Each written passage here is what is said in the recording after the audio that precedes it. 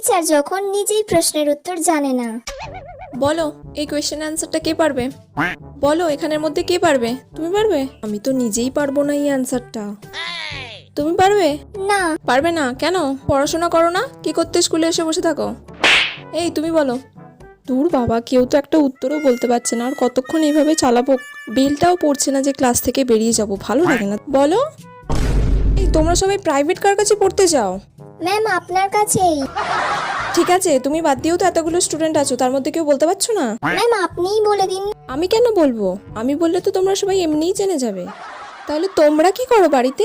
উফ, কি জ্বালায় পড়লাম রে বাবা, কেউ তো একটা বল। সব গাধা, আমিও গাধা, তার সাথে তোরাও গাধা। বলো। নিজে তো জানি না, যা বললো তাতেই হ্যাঁ বলে দিই। শুনলে কি বললো? আমি কেন তুমি কেন পারলে না? শুনে নাও ভালো করে, কালকে যেন কোয়েশ্চেনটা ধরলে তুমি পারো, ঠিক আছে? উফ বাবা, এতক্ষণে ঘন্টা পড়লো, তাড়াতাড়ি পালাই।